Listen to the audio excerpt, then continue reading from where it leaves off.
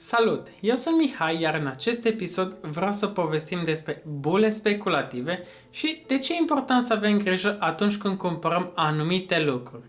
În primul rând, pentru a înțelege ce sunt și de ce se creează bule speculative, trebuie să înțelegem diferența între valoarea de întrebuințare și valoarea de schimb a unui lucru. Dacă vorbim despre valoarea de întrebuințare, aceasta este o măsură a cât de folositor ne este un anumit lucru, adică ce beneficiu sau utilitate ne aduce. Valoarea de schimb, pe de altă parte, este valoarea pe care o atribuim unui lucru în comparație cu altele. În mod normal, când vorbim despre valoarea de schimb, o raportăm la bani. De exemplu, dacă avem 50 de lei, putem să-i dăm la schimb pentru un prânz în oraș sau pentru o carte. În acest exemplu, prânzul și cartea au aceeași valoare de schimb, și anume cei 50 de lei. Dacă am stabilit aceste două aspecte, haideți să vorbim despre bule speculative și să vedem cum se leagă lucrurile între ele.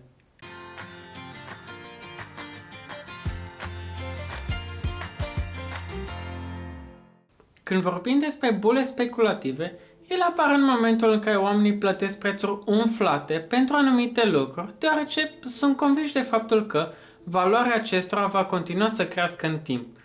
Dar dacă valoarea bunului respectiv scade brusc, aceștia realizează faptul că s-au înșelat și sunt dezamăgiți de alegerea pe care au făcut-o. Poate că îți sună cunoscut acest scenariu, deoarece de-a lungul timpului au existat mai multe bule speculative.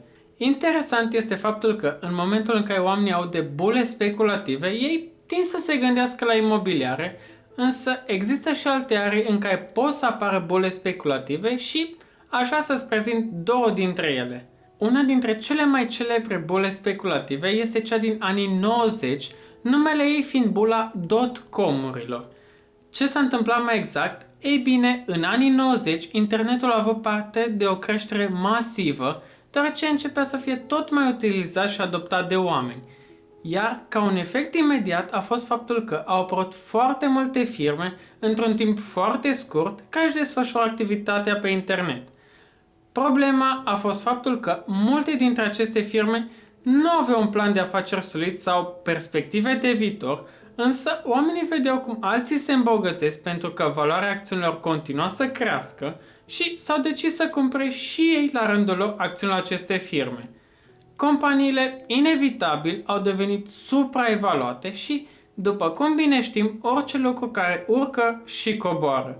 Și exact același lucru s-a întâmplat și cu acțiunile acestor firme. Ele având parte de o prăbușire rapidă. Această prăbușire a avut ca efect și falimentul multor companii, însă au existat și firme care au reușit să treacă cu bine de perioada respectivă, un exemplu fiind Amazon. Însă, nu doar acțiunile sau imobiliarele pot avea parte de o bulă speculativă. Una dintre cele mai celebre bule speculative datează încă din secolul al XVII-lea, numele ei fiind mania lalelelor. Dacă ne întoarcem în trecut, istoria spune că lalelele au apărut în Europa în secolul al XVI-lea, iar din cauza faptului că nu semănau cu nicio altă floare de pe continent, ele au început să fie văzute ca un bun de lux. În Olanda, lalelele au apărut aproximativ în anul 1593, iar cererea pentru ele începea să fie una tot mai mare. La început, lalele erau cumpărate pentru simplu motiv că erau scumpe și nu a durat mult până când au început să apară persoane care să le cultive local. Mania lalelelor a început să apară în momentul în care un virus a afectat florile. Deși un virus poate fi considerat ca fiind ceva rău, el a avut efectul de a face florile să aibă mai mult de o singură culoare, iar oamenii au început să fie fascinați de noul aspect. Cererea pentru bulbii afectați de virus era una imensă, deoarece toată lumea își dorea să cumpere măcar un bulb și să-l vândă mai departe pentru profit. Pentru a-ți da seama la ce sume s-a ajuns, există surse istorice care susțin faptul că un singur bulb putea fi vândut chiar și cu 4-5 mii de florini sau chiar mai mult. Florinii erau monede din aur și e destul de greu de aproximat care era valoarea unei singure monede, însă se estimează faptul că un florin valora aproximativ $150 americani din zilele noastre. Dacă facem un calcul simplu, un singur bulb putea să ajungă să coste chiar și $750.000. Toată nebunia asta a durat din anul 1634 până în anul 1637, când prețul pentru acești bulbi a scăzut brusc. Ți-am povestit despre aceste două bule speculative, deoarece ar trebui să fim atenți și conștienți de faptul că ele se pot forma destul de rapid, iar ce le determină să apară este practic raportul dintre cerere și ofertă. În plus, dacă oamenii nu mai gândesc rațional, ei ajung să nu mai perceapă raportul dintre valoarea de întrebuințare și valoarea de schimb a unui produs. Ei ajung să plătească sume imense cu speranța că vor obține profit în momentul în care vând mai departe acel lucru.